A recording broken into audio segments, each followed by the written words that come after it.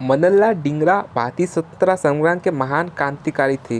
स्वतंत्र भारत के निर्माण के लिए भारत माता के कितने शूरवीरों ने हंसते हंसते अपने प्राणों की उत्सर्ग किया था। उन्हीं महान शूरों में अमर शहीद मदनलाल ढींगरा का नाम स्वर्णिम स्वरों में लिखे जाने योग्य है।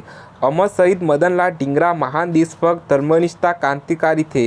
उन्होंने भारत माँ की आज़ादी के लिए जीवन प्रयत्न अनेक प्रकार के कष्ट सहन किए, परंतु अपने मार्ग से विचलित ना हुए और स्वाधीनता प्राप्ति के लिए फांसी पर झूल गए। मदनलाल ढींगरा का जन्म सन 1883 में पंजाब में एक समापत हिंदू परिवार में हुआ था। उनके पिता सिविल सर्जन थे और अंग्रेजी रंग में पूरे रंगे हुए थे, परंतु माताजी अत्यंत धार्मिक एवं भारतीय संस्कारों से परिपूर्ण महिला थी। उनका परिवार अंग्रेजों का विश्वास पात्र था। जब मदनलाल को भारतीय स्वतंत्रता संबंधी क्रांति के आरोप में लाहौर का एक विद्यालय से निकाल दिया गया तो परिवार ने मदनलाल से नाता तोड़ दिया। मदनलाल को एक लिपिक के रूप में, एक तंगा चालक के रूप में और एक कारखाने की श्रमिक के रूप में काम करना पड़ा। वहाँ उन्होंने एक यूनियन बनाने का प्रयास किया, परंतु वहाँ से भी उन्हें निकाल दिया गया। कुछ दिन उन्होंने मुंबई में भी काम किया। अपने बड़े भाई से विचार विमर्श कर वे सन 1906 में उच्च शिक्षा के लिए इंग्लैंड गए, जहाँ यूनिवर्सिटी कॉलेज लंदन में यांत्रिक प्रौद्योगिकी में प्रवेश लिया। इसके लिए उन्हें उनके बड़े भाई एवं इंग्लैंड के कुछ राष्ट्रवादी कार्यकर्ताओं से आर्थिक सहायता मिली। लंदन में वह विनायक दामोदर सावरकर और श्यामजी कृष्ण वर्मा जैसे कट्टर देशभक्तों के संपर्क में आ गए।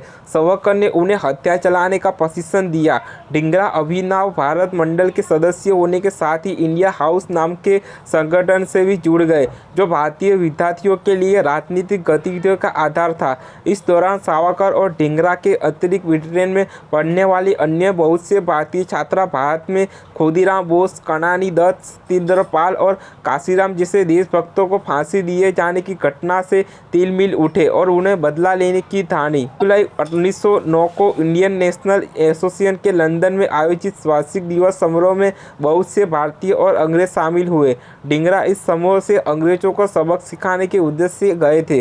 अंग्रेजों के लिए भारतीयों से जासूसी करने वाले ब्रिटिश अधिकारी सर कर्जन वाइली ने जैसे ही हाल में प्रवेश किया तो ढींगरा ने रिवॉल्वर से उस पर 4 गोलियां दाग दी। कर्जन को बचाने की कोशिश करने वाला पारसी डॉक्टर कोवासी का भी ढींगरा की गोलियों से मारा गया।